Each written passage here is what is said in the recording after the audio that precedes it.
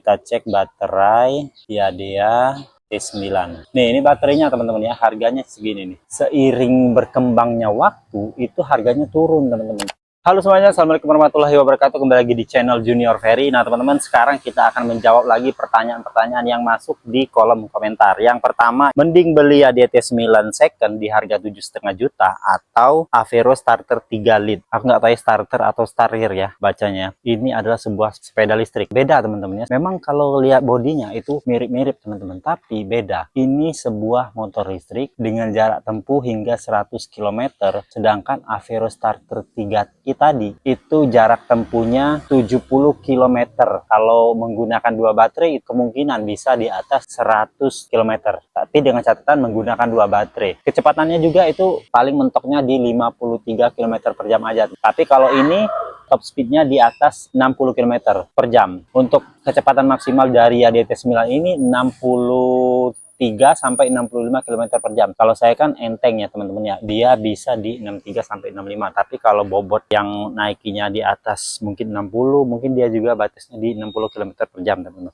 Jadi kalau misalnya mau pilih dari ADT 9 atau Avero starter 3, mending ambil yang secondnya ADT 9. Tapi hati-hati teman-teman ya, kalau secondnya itu biasanya baterainya nggak sampai lagi 100 km. Seperti punya saya ini nggak sampai lagi 100 km nih jarak tempuhnya, paling dimentok di 70 km aja. Performa baterainya udah mulai menurun dan baterai ini juga udah mulai kembung teman-teman ya. Pernah saya bongkar itu baterainya kembung dan jarak tempuhnya juga memang udah ya sekitar 70 lah. Tapi untuk aktivitas sehari-hari tetap masih bisa mendukung teman-teman ya, karena kan aktivitas sehari-hari saya itu palingan mentok di 50 km atau 60 km, dan ini masih bisa membackupnya. Terus ada lagi nih komentar, kalau dinamo masih di ban belakang ribet ganti ban nggak? Semua bengkel ban mau terima ganti ban molis. Benar teman-teman ya Kak. Jadi kan kalau motor listrik tipe ini BLDC ya, dia menggunakan dinamonya ada di sini nih. Bagi yang belum tahu, ini dinamonya ada di wheel. Jadi disebutnya wheel hub ya, BLDC. Harganya itu nih 1.700.000-an, 1.800.000. Nah, ini adalah motor listriknya teman-teman. Jadi nggak nyampe 2 juta. Dia ini dinamonya, tapi untuk kontrolernya dia ada di atas ini. Jadi yang katanya nggak semua bengkel menerima kalau ganti ban, kayaknya benar teman-teman nih. Karena kalau mau ganti ban ini emang agak susah. Tapi kalau saya lihat beberapa bengkel yang menyediakan mesin press untuk ban motor listrik ini, jadi dia di press di sini. Tapi emang waktu itu saya juga masuk ke Planet Ban ya, kebetulan Planet Ban tempat kita itu emang belum ada mesin yang khusus untuk motor EV teman-teman. Jadi dia itu kesulitan pada waktu ini nih, dianya kan panjang kayak gini nih, dia ada as panjang kayak gini, ini nggak bisa dicopot nih, ini panjang kayak gini, nggak ada hub panjang kayak gini. Sedangkan kan kalau misalnya di bengkel-bengkel ban itu biasanya mentok, dia aja mentok di sini teman-teman, mentok di asnya, sehingga mekaniknya dia ngebongkarnya secara manual, ganti bannya secara manual. Untungnya mekaniknya tersebut bukan mekanik yang baru belajar, itu kayaknya mekanik yang udah berpengalaman dalam bongkar ban. Jadi kalau misalnya nggak pakai mesin pun dia tetap bisa. Memang nggak semuanya menerima, tapi kalau ban tubeless ini udah 2 kali bocor teman-teman ya. Saya malahan ke bengkel-bengkel biasa aja udah ditambal dengan ban tubeless. Ini satu bocor, terus ini satu nih. Jadi 2 teman-teman. Jadi totalnya itu ada 2 lubang ditambal di bengkel tampal ban biasa. Nah terus saya mau menanggapi komentar ini nih dari Cantika Ratu. Saya pakai 2 molis, sudah dapat 7.000 km, belum ada keluhan. Uang bensin ditabung 2 tahun untuk beli baterai, umur baterai sampai di 100.000 km. Mengumpulkan uang untuk beli baterai. Kalau baterai ADT 9 ini harganya di 3 jutaan. Kalau saya tanya, kemarin itu saya sempat tanya di dealer resminya. Kebenaran di sini ada 2 dealer resmi dia teman-teman ya. Kita cek baterai dia T9. Nih ini baterainya teman-teman ya, harganya segini nih. Ini 3 juta nih yang baru ya. Harganya 3 jutaan, ada juga yang jual 4 jutaan, tapi kalau bengkel resminya itu 3.900.000 kalau nggak salah. Mungkin 4.200.000 ini sama pengiriman kali ya. Nah, ini ada juga yang kalau mau upgrade itu harga baterainya ada yang 2 juta, ada yang 4 juta, macam-macam teman-teman ya. Jadi kalau untuk baterai emang nggak mahal juga lah. Kalau misalnya 3 jutaan kita nggak servis, kita nggak ada biaya servis. Biaya servis juga paling kemarin kena 50.000. Terus ganti kampas rem ya. Paling makanannya yang paling banyak itu teman-teman yang ganti kampas rem, terus ganti ban belakang. Motor ini udah hampir 3 tahun. Dia udah ganti ban nih satu kali, ganti ban satu kali. Ini juga udah mulai tipis lagi karena bobot baterai dari Yadia T9 ini yang orinya teman-teman ya sangat berat. Jadi untuk bannya itu pasti lebih cepat habis, lebih cepat tipis nih. Lihat ya. Ini udah mulai tipis teman-teman. Ini udah mulai tipis ya. Malah tipisnya di sini nih. Kemarin-kemarin nggak tahu teman-teman ya. Kalau motor listrik itu meskipun bannya kempes ya atau kurang angin, dia nggak mempengaruhi powernya. Jadi saya gas aja terus. Tapi kan nggak terlalu terasa. Nah ketika anginnya udah mulai hampir habis, barulah saya ngerasa kok agak sedikit goyang ya. Pas lihat dan saya cek ternyata bannya udah kempes banget. Jadi selama berbulan-bulan saya mengendarai motor listrik ini dengan ban yang tidak normal, dengan kondisi tekanan angin yang tidak sesuai. Jadi makanya kempesnya di sini teman-teman, nggak merata kempesnya. Nah terus juga nih,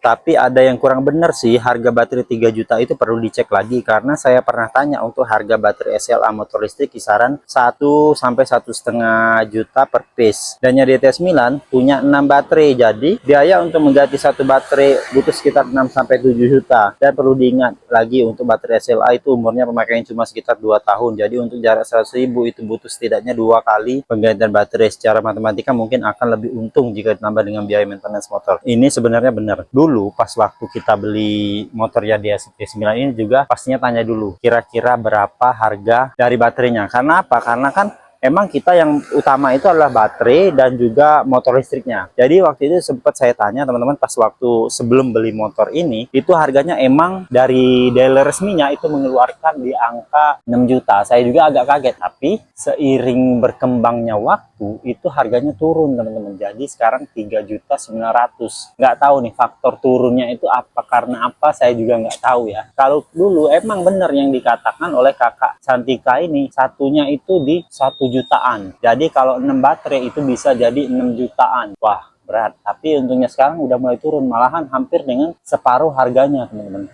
Oke lah, nggak terlalu gimana ya, nggak terlalu mahal untuk harga baterainya sekarang. Ini udah hampir 3 tahun. Baterainya sudah pernah saya klaim sekali, meskipun baterai pertama itu worth it banget, awet, tapi sayangnya saya ganti. Saya klaim baterai tersebut jadi kualitasnya nggak terlalu bagus seperti baterai yang pertama dulu. Tapi nggak apa-apa lah. Tegangan baterainya tak umum, seharusnya 6,6, 12 atau 24 volt. Jadi gampang pakai aki dari pasaran. Katanya selama ini akinya harus disewa dari suppliernya 200.000 setahun. 200.000 setahun itu murah banget. Kalau misalnya ada sewa baterai 200.000 per tahun. Mungkin koreksi ya. Biasanya itu Polytron itu 200.000 per bulan. Itu yang saya dengar ya. Saya dengar lah dari komunitas dan sebagainya itu 200.000 per bulan. Jadi kalau setahun itu pasti sangat murah. Bayangkan ya, sewa baterai 200.000 per tahun, sangat-sangat worth it. Sebulannya cuma berapa ya? Nggak apa-apa, lifetime garansi 200.000 per tahun. Jadi mungkin koreksi ya, itu sewa baterai Polytron itu biasanya 200.000 per bulan.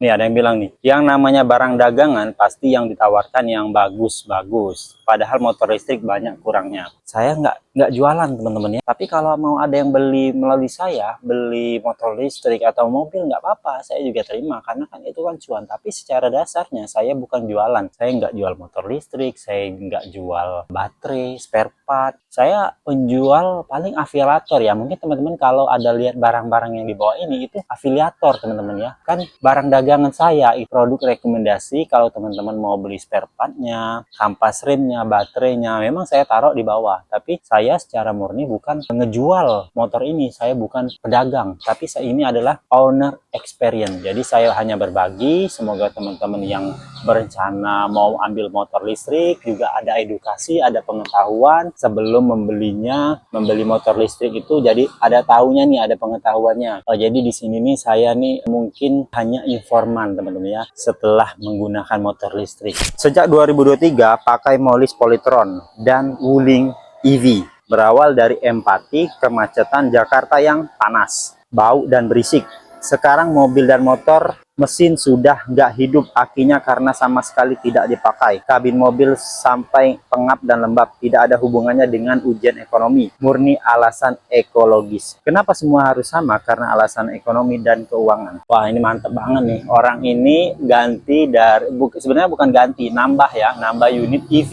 Kendaraan EV ini bukan alasan ekonomi guys, sedangkan kita mau ganti EV itu karena menghitung-hitung kembali ya, balik lagi ke ekonomi lah ya. Kita juga memang memandang asap yang sering kita lalui di jalan itu banyak disumbang dari kendaraan-kendaraan. Ini good banget nih, keren banget, udah nambah EV, mobil bensinnya nggak terpakai, wis mantep. Kita juga sebenarnya pengen nih mobil atau kendaraan bermotor itu tetap ada dan bisa nambah, tapi sayangnya belum bisa nambah. Ini kita baru ganti saja ya, migrasi lah. Mungkin kalau ada rezekinya kita juga mau nih koleksi mobil bensin kayak gitu. Siapa sih yang nggak mau kendaraan koleksi, apalagi cowok ya. Oke banget, semoga kita juga nular. Oke, sekian teman-teman untuk pertanyaan-pertanyaan yang ada, komentar-komentar yang sudah saya tanggapi. Bukannya saya menggurui, ini hanya edukasi bagi teman-teman, dan juga jangan dianggap ini sebagai pembelaan saya sebagai user, ini sebagai edukasi lah, sebagai pengguna dari motor listrik. Terima kasih untuk komentar-komentarnya. Wassalamualaikum warahmatullahi wabarakatuh. Boleh komentar di bawah, nanti kita juga tanggapi.